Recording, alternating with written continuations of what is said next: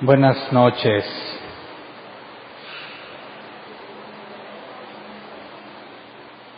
Puros cristianos hoy, ¿verdad?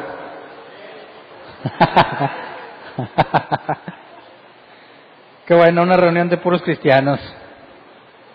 Acompáñenme a 1 Corintios 12:28. 1 Corintios 12:28.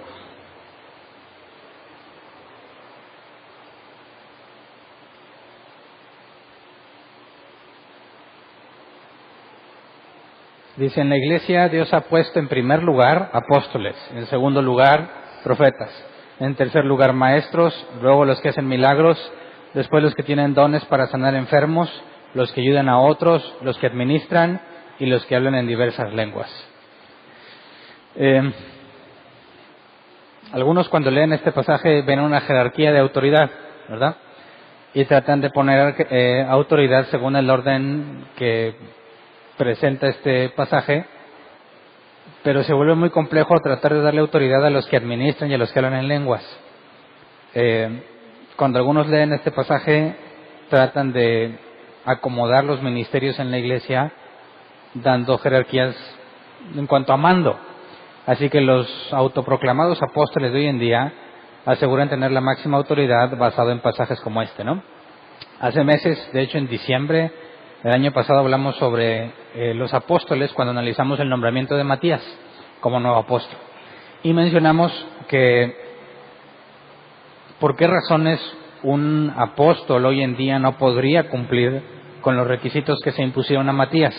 Recordemos eso en Hechos 1, 21 al 22. Dice, por tanto es preciso que se una a nosotros un testigo de la resurrección, uno de los que nos acompañaban todo el tiempo que el Señor Jesús vivió entre nosotros, desde que Juan bautizaba hasta el día en que Jesús fue llevado de entre nosotros. Así que hoy en día, aunque quizás alguno podría decir que vio a Jesús resucitado, ninguno cumple con el requisito de haber estado con Él en sus 3 años de ministerio, ¿verdad? Así que ninguno puede proclamarse como apóstol a la altura de los 12. Pero tenemos el caso de Pablo, ¿verdad? Que Pablo, aunque vio a Jesús resucitado, porque se le apareció camino a Damasco, no estuvo con Jesús en su ministerio. Leamos 1 Corintios 15:8, porque Pablo se dice de sí mismo como el último. Dice, y por último, como uno nacido fuera de tiempo, se me apareció también a mí.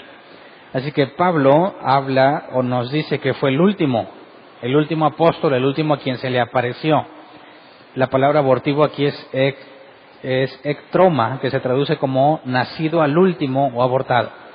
Así que los requisitos de los 12 apóstoles, aunque Pablo era llamado apóstol a los gentiles porque fue enviado por Jesús, no tenía el requisito que se le puso a Matías en cuanto a haber estado con Jesús.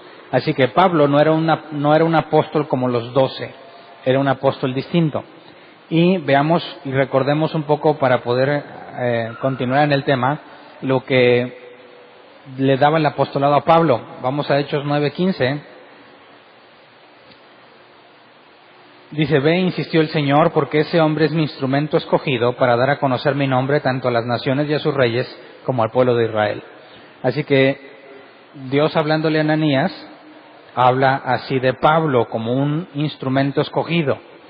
Luego Romanos 1, del 1 al 2, Pablo dice así, Pablo, siervo de Cristo Jesús, llamado a ser apóstol, apartado para anunciar el Evangelio de Dios, que por medio de sus profetas ya había prometido en las Sagradas Escrituras. Así que Pablo decía que había sido apartado para anunciar el Evangelio, y más adelante nos dice que específicamente a los gentiles, y que no lo vamos a ver hoy, pero Pablo dice que así como Pedro fue enviado a los israelitas, él fue enviado a los gentiles. Así que no está tratando de ponerse al nivel o nombrarse uno de los 12, sino que hace referencia a que su llamado es distinto al de los 12 que estaban en Jerusalén. Y luego Gálatas 1, 11 y 12 dice, quiero que sepan, hermanos, que el evangelio que yo predico no es invención humana. No lo recibí ni lo aprendí de ningún ser humano, sino que me llegó por revelación de Jesucristo. Así que Pablo dice que cuando él se convirtió, y sabemos que se acercó a la iglesia de Jerusalén, nadie se quería juntar con él. Después se fue a Arabia durante 3 años, y luego después se presentó otra vez a la iglesia de Jerusalén para ponerse al servicio de la iglesia. Y Pablo nos deja ver que nadie lo instruyó en cuanto al evangelio, sino que lo recibió por revelación. Entonces, eso no significa que nunca le enseñaron nada a Pablo, porque cuando habla de la última cena, dice en el capítulo 11 de 1 Corintios, el 11 o el 13, ya me revolví. Dice, porque yo recibí como ustedes que Jesús antes de ser entregado, partió el pan y la copa y todo eso, y dice que eso se le enseñó. Él no estuvo ahí, se le enseñó. Así que, en cuanto al evangelio, no hubo nadie que lo evangelizara a él, sino que fue Jesucristo directamente quien lo evangelizó, que es una característica particular. No hay otro en la Escritura que se llame apóstol que haya recibido el evangelio de esta forma. Y dejábamos en claro que ni siquiera puede un autoproclamado apóstol hoy en día llegar a la altura de Pablo, por así decirlo, porque Pablo habla de unas marcas que no cumplen los de ahora. Veamos 2 de Corintios 12, 11 y 12. Dice, me he portado como un insensato, pero ustedes me han obligado a ello. Ustedes debían haberme elogiado, pues de ningún modo soy inferior a los superapóstoles, aunque yo no soy nada. Las marcas distintivas de un apóstol, tales como señales, prodigios y milagros, se dieron constantemente entre ustedes. Así que hay muchos apóstoles hoy en día, pero ninguno hace esto, ¿verdad? Ni señales, ni prodigios y milagros. Y lamentablemente quienes han tratado de convencer a otros de los señales y milagros que hacen, luego son descubiertos en sus engaños. No sé si hayan visto videos en internet, es muy común, o uno que me llamó la atención de uno que aseguraba que caminaba por el aire, no sé si lo vieron. Entonces, él pide que lo graben, está en una casa y está en una escalera, y dice que va a dar una señal de su apostolado y que va a empezar a caminar por el aire. Entonces le dice, enfóquense en mis pies, enfóquense. Entonces la cámara se enfoca a los pies y él empieza a hacer como que camina y efectivamente va caminando en el aire.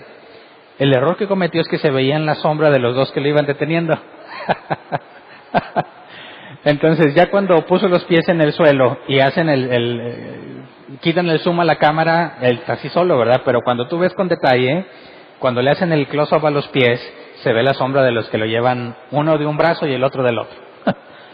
Esa es una de las señales falsas que me ha tocado ver. Otra es que un apóstol dijo que tenía señal de que el Espíritu Santo estaba en él porque salía humo de su cabeza.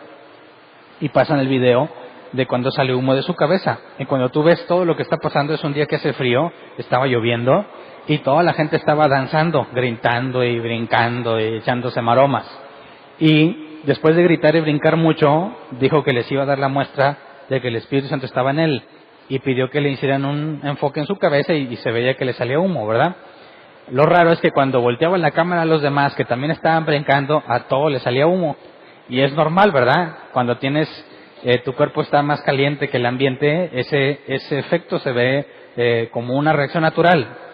Así que muchos han tratado de demostrar por medio de señales que tienen el mismo nivel de apostolado que Pablo, pero hasta ahorita nadie lo ha podido demostrar. Hay muchos otros locos, como un video que hace poquito vi, que para entrar a la iglesia donde iba a predicar, entró en caballo y con capa, no sé si vieron el video. Y había varias personas de esa iglesia que tenían unas espadas como de hielo seco pintadas de dorado, que estaban así como que haciéndole pechito, mientras a él lo metían con mucho cuidado en el caballo para que se bajara del púlpito a hablar, como un rey salvador para su iglesia. Y te encuentras cada ridiculez, honestamente hablando, para tratar de validar su apostolado. Entonces, como ya analizamos a detalle cuando vimos hace meses ese tema, en cuanto a por qué no puede haber apóstoles como de los 12 o como Pablo hoy en día, nos lleva, bueno, esa parte ya no la voy a considerar, pero voy a considerar la idea o bíblicamente analizar si es posible que haya apóstoles hoy en día. Haciendo a un lado estos charlatanes que pretenden tener la misma autoridad que los 12 o que Pablo, ¿es posible, bíblicamente hablando, es posible que existan los apóstoles hoy en día, sí o no? Y yo quisiera que consideráramos el segundo caso de apóstoles, porque además de los 12 y Pablo, hay otros que son nombrados apóstoles. Vamos a Hechos 14.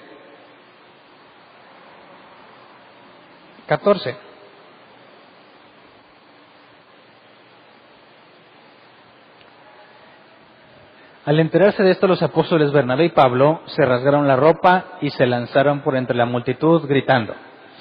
¿Quién está contado aquí como apóstol además de Pablo? Bernabé. Sabemos que Bernabé es quien vendió un terreno, lo puso el dinero a los pies de los apóstoles, se llamaba José y le cambiaron el nombre por Bernabé, que significa aquel que consuela. Y después es llamado o reconocido como apóstol. Pero nunca se nos dice que tuviera las señales que tenía Pablo, o aún si las tuviera, no se nos dice que haya estado en el ministerio juntamente con Jesús. Así que es llamado apóstol a pesar de que no cumple los requisitos de Matías y no hay evidencia de que tenga las mismas señales que Pablo. Luego vamos a Romanos 16:7. Dice: saluden a Andrónico y a Junias, mis parientes y compañeros de cárcel, destacados entre los apóstoles y convertidos a Cristo antes que yo. Aquí hay dos posibles interpretaciones. Destacados entre los apóstoles podría decir que los apóstoles tenían muy buen concepto de ellos o que ellos mismos eran apóstoles. Si leemos la traducción lenguaje actual de ese mismo pasaje, dice: saluden a Andrónico y a Junia, que son judíos como yo y que estuvieron en la cárcel conmigo. Son apóstoles bien conocidos y llegaron a creer en Cristo antes que yo. Así que la traducción lenguaje actual se inclina por la interpretación de que realmente ellos eran apóstoles, y el nombre de Junias o Junia es normalmente tomado como femenino. Así que estaríamos hablando de una pareja considerado apóstoles. Y vamos a otro caso, 1 de Corintios 15, 6 y 7.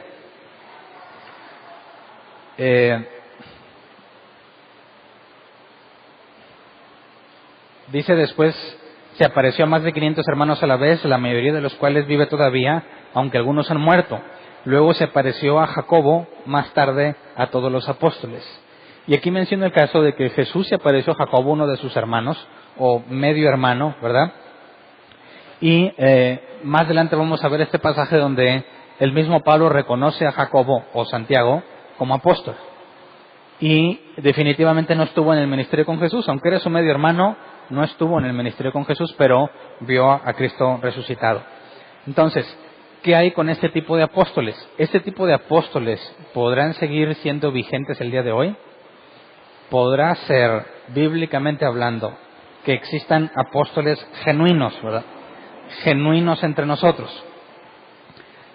Yo creo que no habría ningún problema, bíblicamente hablando, para aceptar que puede haber apóstoles entre nosotros, pero no apóstoles como los 12 y no necesariamente a la altura de Pablo, sino bajo la propia definición de la palabra apóstol, que es apóstolos, que se traduce como mensajero o alguno enviado en una misión.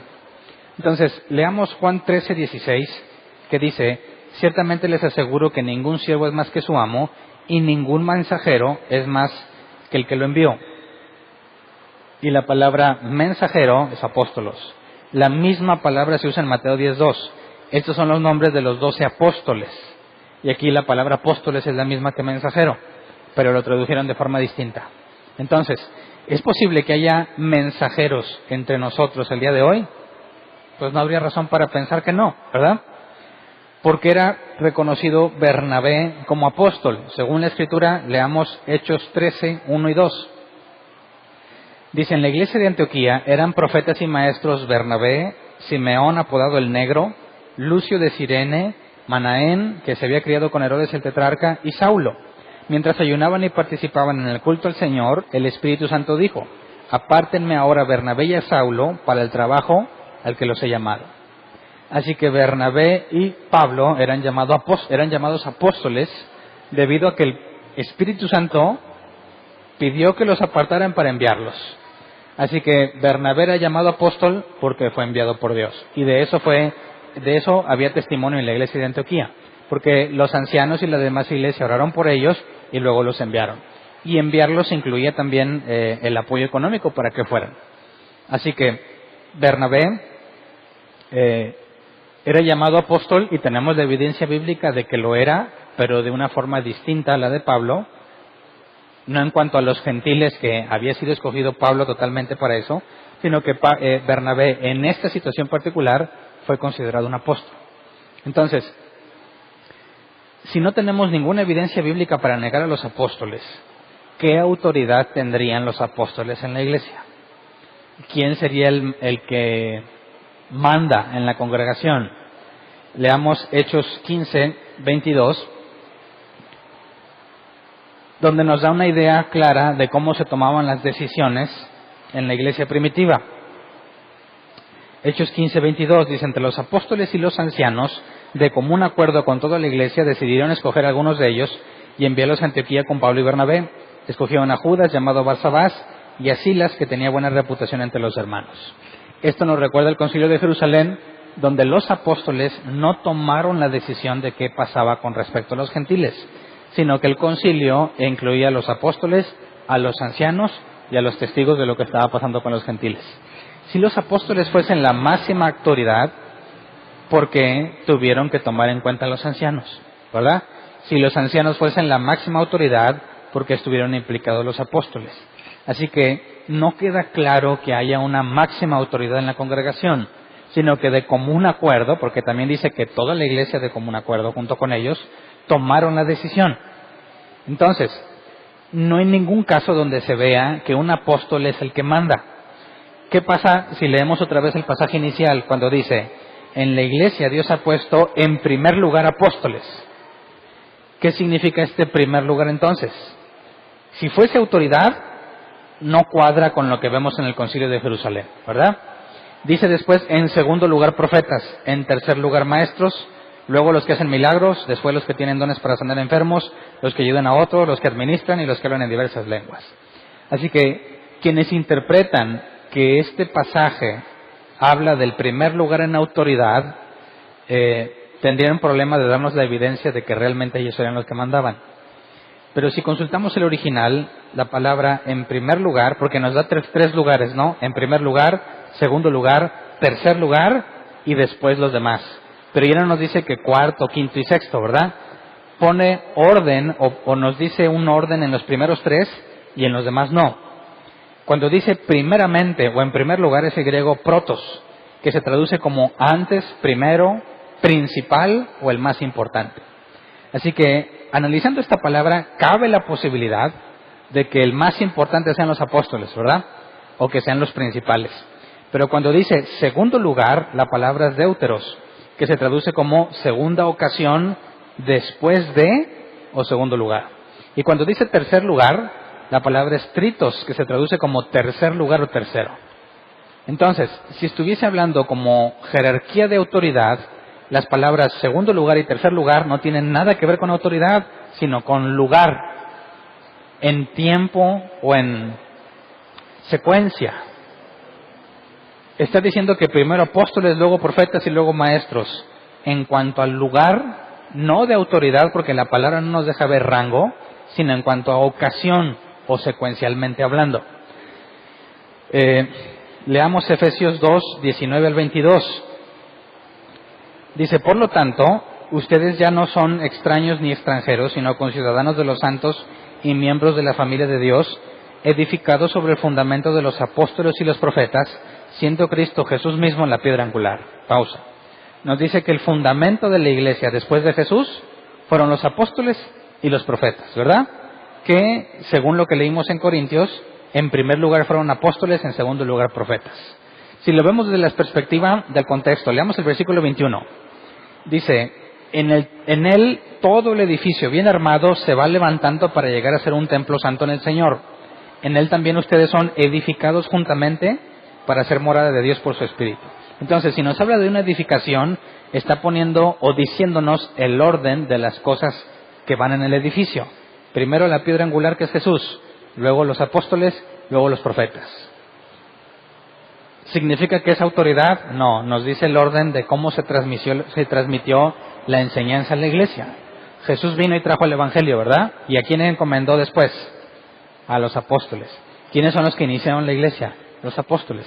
Y después de ahí, ¿qué pasó? Según Pablo, los profetas. Y después de ahí, los maestros.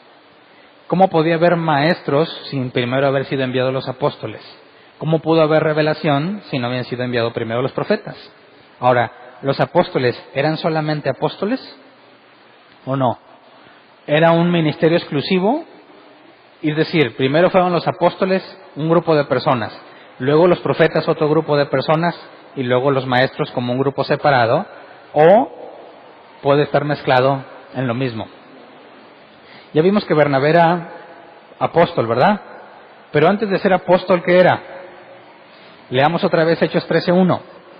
En la iglesia de Antioquía eran profetas y maestros Bernabé, Simeón y los demás, ¿verdad? Así que Bernabé tenía 3 cosas. ¿Qué era? Apóstol, profeta y maestro, ¿verdad?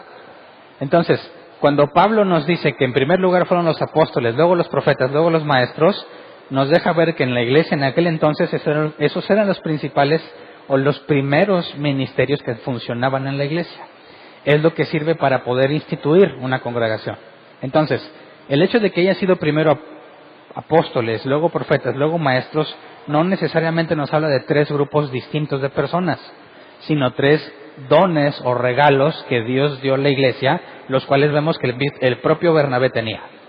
Entonces, no nos puede estar hablando de un ministerio en particular, sino del orden cómo fue Dios dando la revelación a la iglesia. ¿Me explico? Tratar de poner un orden o una jerarquía aquí complica muchísimo la Escritura, sobre todo cuando Jesús enseñó que todos somos hermanos con un solo maestro.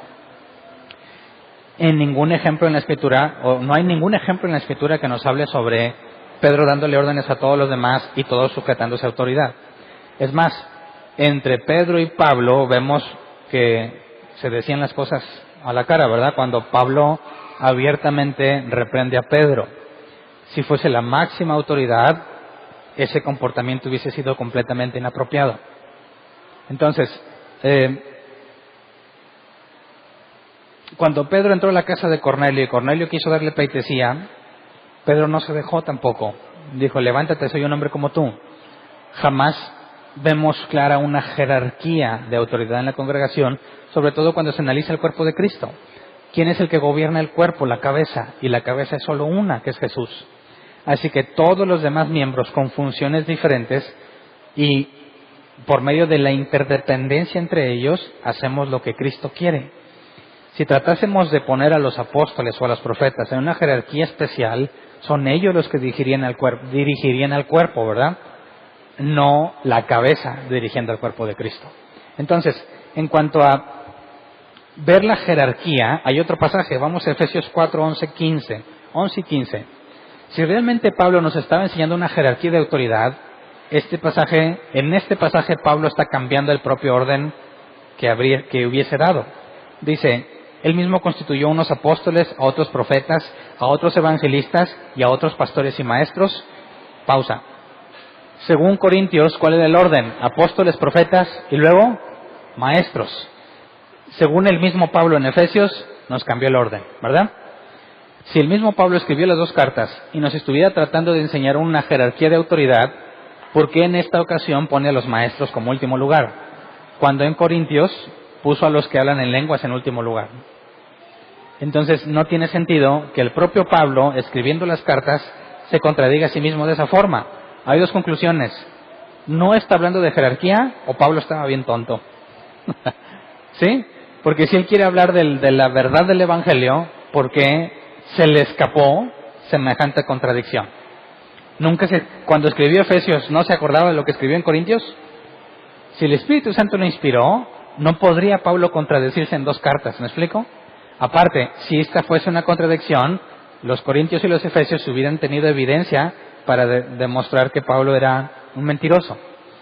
Así que si alguien pretende decir que en Corintios se habla de jerarquía, entonces tiene una contradicción cuanto a la propia jerarquía por la misma autoría de Pablo. Así que no puede estar hablando de jerarquía. En cuanto a este pasaje, leamos el versículo 12, a fin de capacitar al pueblo de Dios para la obra de servicio, para edificar el cuerpo de Cristo. Entonces, tanto los apóstoles, profetas, evangelistas, pastores y maestros, que no están en el mismo orden que Corintios, tienen el mismo objetivo, edificar al cuerpo de Cristo. ¿Ok? Luego dice el versículo 14, así ya no seremos niños, zarandeados por las olas y llevados de aquí para allá por todo viento de enseñanza y por la astucia y los artificios de quienes emplean artimañas engañosas. Más bien, al vivir la verdad con amor, creceremos hasta ser en todo como aquel que es la cabeza, es decir, Cristo. Y aquí está ejemplificado que ¿quién es la cabeza? Cristo, la cabeza de la iglesia. Entonces, cuando nos empecemos a preguntar si es cierto que bíblicamente no hay nada que nos asegure que hoy en día haya personas enviadas por Dios, llámese apóstoles en ese sentido, ¿cómo identificarías a un apóstol genuino? Si entre nosotros puede haber apóstoles y el propósito de los apóstoles es edificar la iglesia junto con los demás ministerios, con mayor razón se hacen necesarios los apóstoles hoy en día, porque mientras la iglesia esté aquí en este mundo, necesita ser edificada, ¿no? Si los apóstoles ya es un ministerio que ya no funciona, entonces, ¿cómo se cumple esta parte de edificar al cuerpo de Cristo si faltan ministerios? No ha perdido el propósito, los apóstoles no han perdido el propósito de edificar la iglesia, porque la iglesia sigue estando en el mundo. Y mientras esté en el mundo, necesita ser edificada. Así que, en lugar de pensar que ya no debe de haber apóstoles, al contrario, si la iglesia tiene que ser edificada, eso es algo que tiene que darse entre la iglesia de Cristo. Pero, ¿cómo los identificamos? Por eso este pasaje nos da la clave para identificarlos.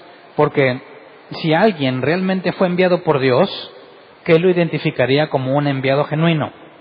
Si él es un mensajero, ¿cómo identificas que realmente es un mensajero de Dios?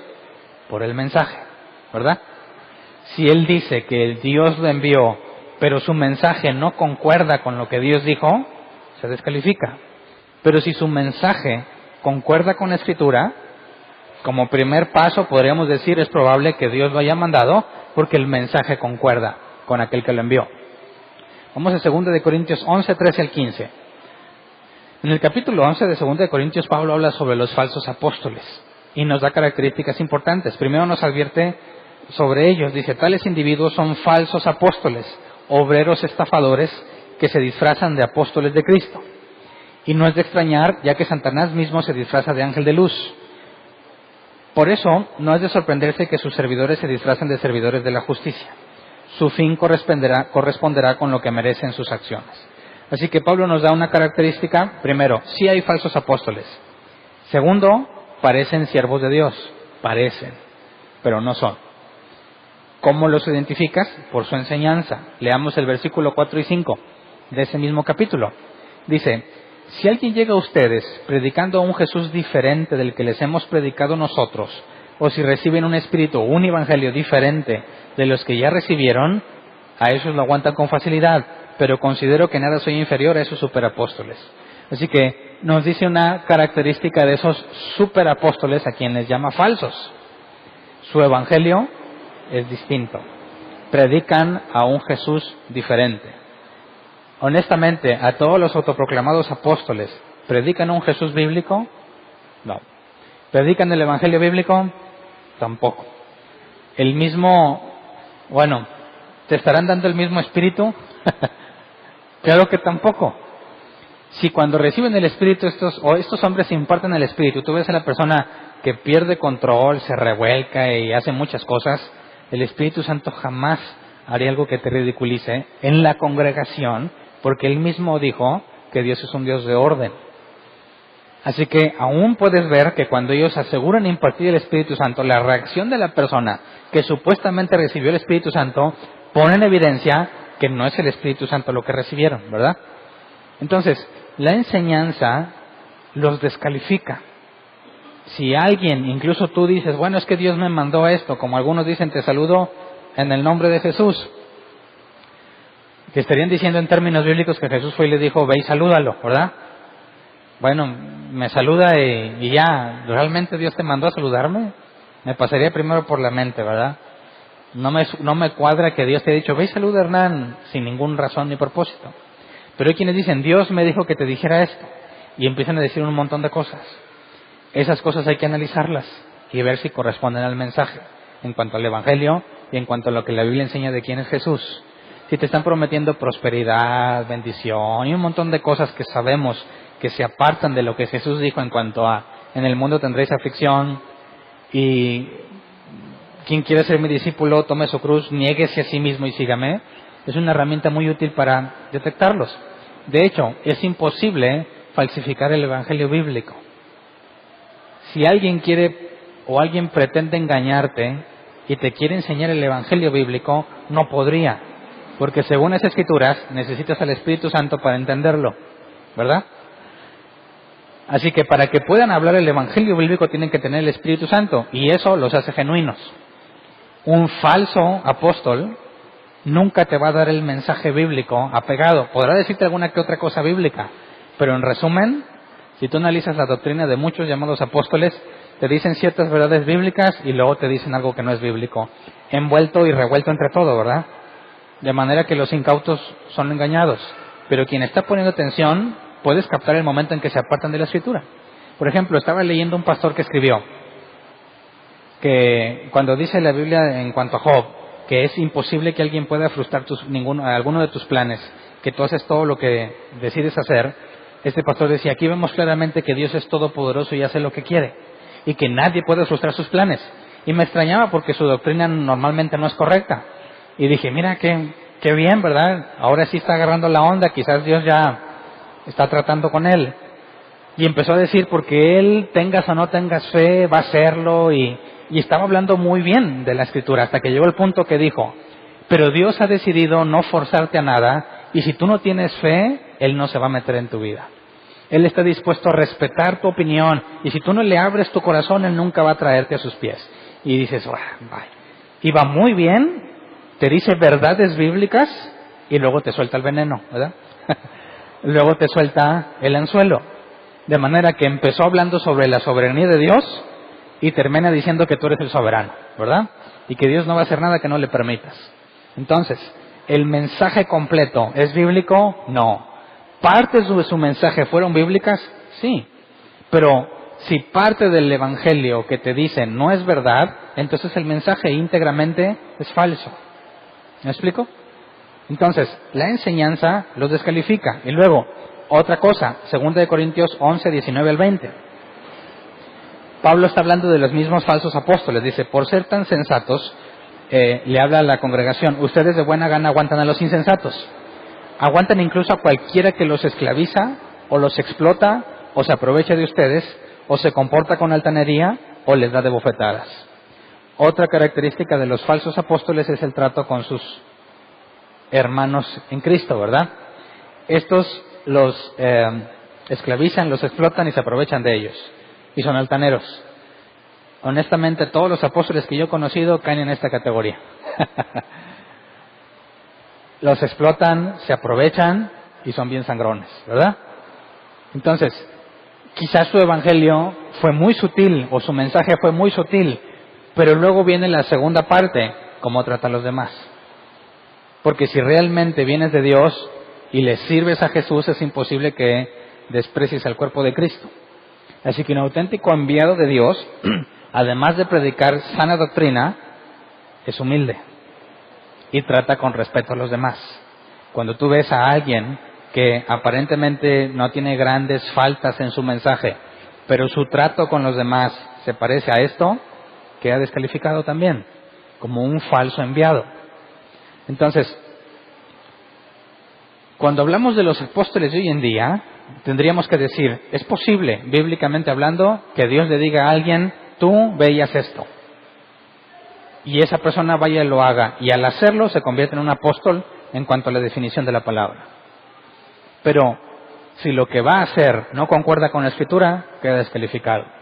Si al momento de hacerlo no muestra amor hacia su hermano, queda descalificado. Entonces, aunque sepamos que puede haber apóstoles bíblicamente hablando, jamás debes dejar de examinarlos. Jamás puedes bajar la guardia. Jamás puedes confiar en una persona al grado de creerle todo lo que dice. Porque el momento en que te descuides, empiezan a meter cosas que no vienen en la Biblia, ¿verdad? Cosas lógicas, quizás, pero que no se apegan a la Escritura. Entonces, leamos por último Apocalipsis 2:2. Dice, conozco tus obras, tu duro trabajo y tu perseverancia. Sé que no puedes soportar a los malvados y que has puesto a prueba a los que dicen ser apóstoles, pero no lo son, y has descubierto que son falsos. Dios aquí, o Jesús hablando a la iglesia de Éfeso, reconociéndoles que ponen a prueba a los que se dicen ser apóstoles y que los han hallado mentirosos. Entonces, si alguna vez te topas te topas con un apóstol, tienes dos herramientas indispensables, bíblicamente hablando, para detectarlo. Si en esa ocasión que lo analizas, su mensaje es correcto y su actitud también, ¿significa que ya vas a confiar para siempre? Claro que no. Porque estos requisitos no caducan, no expiran, tienen que estar presentes siempre. Siempre tienen que estar presentes. Es posible que un enviado de parte de Dios se canse, se fastidie y tenga un comportamiento no acorde a un creyente, pero tiene que haber fruto de arrepentimiento. ¿Me explico? Entonces, un apóstol no va a ser perfecto, se va a equivocar, pero siempre va a reconocer su error, aunque le cueste mucho, aunque le cueste su reputación. Si realmente fue enviado por Dios, no podrá resistirse al propio mensaje que tiene que predicar. Pero no podemos negar que puedan haber apóstoles. Entonces, si te preguntan, oye, ¿qué opinas de los apóstoles de hoy? Tienes que hacer dos categorías, ¿verdad? ¿Apóstoles cuáles? No, pues esos que entran en caballo, o que piden un jet, o que traen guaruras, o que son déspotas con la gente, que te hacen declaraciones proféticas, y sabes que esos quedan descartados por el propio mensaje, sin siquiera tomar en cuenta los requisitos de un apóstol, ¿verdad? Quedan descartados por el propio mensaje, quedan descartados por su comportamiento. Pero podemos decirles con toda tranquilidad que sí puede haber apóstoles hoy en día, al igual que los profetas y los evangelistas. Nadie duda de que los evangelistas sigan activos, pero sí dudan de los apóstoles, ¿verdad? Y de los profetas. ¿Por qué razón habría de aceptar solo el evangelista y negar a los otros? No hay ninguna razón. Pero, bíblicamente hablando, tienen que tener ciertas condiciones para que sean reconocidos. Entonces, si algún día Dios te pide que hagas algo, considérate un apóstol. Y pon mucho cuidado en el mensaje que se te encomendó. Sin los apóstoles o sin los profetas, la edificación está incompleta. Es necesario que haya enviados entre nosotros. Y quizás va a ser difícil que los encontremos entre nosotros, porque hay mucha forma de hablar de Dios en este lugar, ¿no? Hay mucha gente a quien hablarles de Dios. Pero a quienes le llaman misioneros, personas que dicen, creo que Dios me está enviando a algún lugar, ¿verdad? Si realmente Dios los está mandando, ¿qué son entonces? Apóstoles. Y quizás el concepto misionero ha reemplazado el término de apóstol, aunque no hay misioneros en la Biblia, ¿verdad? Son los apóstoles. Entonces quizás un apóstol puede ser alguien que dice, ¿sabes qué? Siento que yo y mi familia tenemos que mudarnos a una ciudad porque ahí Dios quiere que predique el Evangelio. Si alguien se acerca a la congregación y queremos ser bíblicos y nos habla de que tiene ese deseo, y en algún futuro, porque ahorita aunque quiera no podríamos ayudarlo económicamente, pero si en algún futuro podemos ayudarlo económicamente, habría que ponerle los filtros, ¿verdad? No decirle, estás loco, los profetas ya no están activos, sino decir, bueno, por tu testimonio, por el mensaje que entiendes o el evangelio que predicas, podemos concederte la duda de que Dios te ha mandado. Y debiésemos participar en la medida de lo posible con ellos para que fuera enviado para imitar a la iglesia de Antioquía cuando Pablo y Bernabé fueron apartados por el Espíritu Santo. Así que esperemos en Dios que entre nosotros haya apóstoles. En cuanto al cristianismo en nuestro estado hay mucho, pero bíblico casi ninguno. Quizás cabría más la definición de evangelista entre nosotros que de apóstol, pero es posible que entre nosotros se levanten apóstoles. Y de hecho sería todo un privilegio poder apoyar a un apóstol bíblico entre nosotros, o poder conocer a uno de veras, ¿verdad? Pero el que es apóstol difícilmente va a andar diciendo que lo es, ¿verdad? Si alguien dice que es humilde y lo publicas en Facebook, pues ya se te acabó la humildad. En ese momento dejaste de ser humilde, ¿verdad? Si me dices que tú eres muy honesto y me lo tienes que estar recordando siempre, pues ya tienes un problema con tu honestidad, porque no cuadra con tu comportamiento. Entonces, en cuanto a los apóstoles, que es un tema que está muy de moda, todo el mundo quiere ser apóstol, tenemos que ser cautelosos y saber reconocer que bíblicamente los puede haber, ¿verdad? Entre nosotros no he conocido ninguno, no he conocido ningún apóstol bíblico. Si tú lo conoces, pues preséntamelo. tengo muchas cosas que preguntarle. Hay mucho que aprender de alguien que haya sido enviado por Dios, como en el caso de los evangelistas. ¿Conoces algún evangelista? El evangelista edifica la iglesia, no nada más trayendo los nuevos, sino a la congregación. Necesitamos que un evangelista nos edifique. Necesitamos que un profeta nos edifique. Si nos faltan los ministerios, quizás no estamos siendo edificados completamente. Digo, fiel es Dios que no nos va a dejar, ¿verdad? Y que nos va a dar todo lo que necesitamos. Pero es necesario reconocer la interdependencia entre los ministerios y, en la medida de lo posible, decirle a Dios, levanta entre nosotros a los profetas, apóstoles, maestros, evangelistas, que requerimos para ser edificados como tu palabra lo enseña. Entonces, vamos a ponernos de pie. Quizás entre los que estamos aquí hay un apóstol, pero todavía no sabe. Quizás te va a enviar. Yo espero que de aquí salgan. Quizás no lo sabes todavía, como quizás cuando Bernabé estaba en Antioquía, no se lo esperaba. De repente Dios te puede decir que vayas. Enfoquémonos en la Escritura, que nuestro mensaje sea fiel, y en nuestro testimonio, ¿verdad?, que sea congruente. Y cuando Dios guste llamarnos, podemos no ser capaces para hacerlo porque no es nuestra capacidad lo que lo define. Pero ya no tendríamos ese nerviosismo característico de alguien que le piden que haga algo que no está acostumbrado a hacer, ¿verdad? Si alguien le dice, ¿sabes qué? Mañana vas a compartir, normalmente esa persona está bien nerviosa. ¿Por qué? Por distintas causas. Pero si tuviese una enseñanza sólida y le dicen, mañana vas a predicar, ¿se pondría tan nervioso? No, porque dice, ¿sabes qué? Tengo un montón de ideas, nomás déjame poner en orden cuál voy a hablar, ¿verdad? Si te dicen, oye, tienes que evangelizar, ¿qué dices? Se me Hernán, pero pues yo no sé evangelizar. ¿Cómo no vas a saber?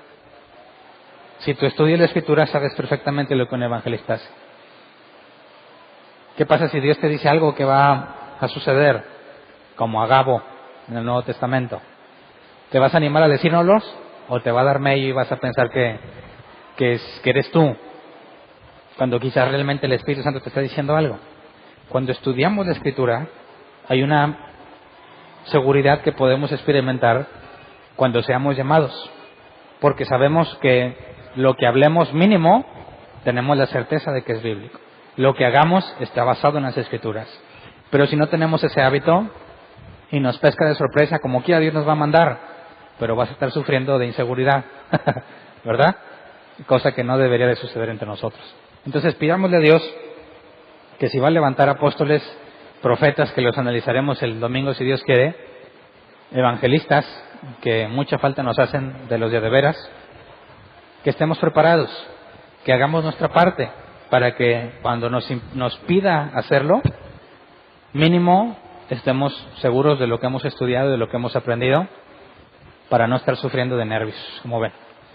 Vamos a orar entonces. Señor, tu palabra nos enseña que tú eres quien capacita al que llamas, pero también nos enseña que nosotros tenemos que poner todo nuestro empeño en conocerte cada vez más por medio de las Escrituras. Tu palabra enseña que tú eres quien elige sin importar las capacidades, pero también enseña que tenemos que ser responsables, castigar nuestros propios cuerpos, someter nuestros pensamientos a ti, estudiar las Escrituras porque a las Escrituras hablan de ti, porque son útiles para exhortar, para enseñar, para redarguir, etcétera. Así que te pido que nos permita ser congruentes, hagamos la parte que nos corresponde para que cuando seamos llamados según tu propósito podamos sentirnos seguros no en nuestras capacidades, sino en que cuando hablemos la boca podemos hablar mínimo con la seguridad de que estamos hablando tu palabra. Concédenos que cuando seamos enviados a lo que tú quieras enviarnos podamos reposar en tu palabra, que no estemos angustiados por el tiempo que no aprovechamos, por el tiempo que no oramos, por el tiempo que no estudiamos, sino que digamos, bueno, he estudiado, tengo una relación con Dios, sé que Él va a hacer su voluntad y que va a guiar mis pensamientos para hablar todo lo que Él me ha enseñado. Queremos estar seguros como estaba seguro Pablo, como estaban seguros tus apóstoles, tan seguros estaban que daban la vida con tal de no desobedecer el mandato que les dabas. Concédenos la misma gracia y la misma misericordia para estar 100% seguros cuando tú nos has enviado algo. Concédenos la humildad que se requiere para servirte y la congruencia en nuestras vidas para no ser descartados o desacreditados por nuestros propios errores. Sabemos, Señor, que has depositado una gran responsabilidad, al grado que si alguien no cree nuestro mensaje es como si no te creyera a ti, y si alguien recibe nuestro mensaje es como si te recibiera a ti. Así que permítenos tomar la responsabilidad que nos corresponde para hacer todo lo que esté a nuestro alcance para ser hallados fieles delante de ti en cuanto a la interpretación de tu palabra. Así que, Señor, levanta, según tu voluntad, los ministerios entre nosotros para que podamos ser edificados como conviene. Gracias de antemano. Amén.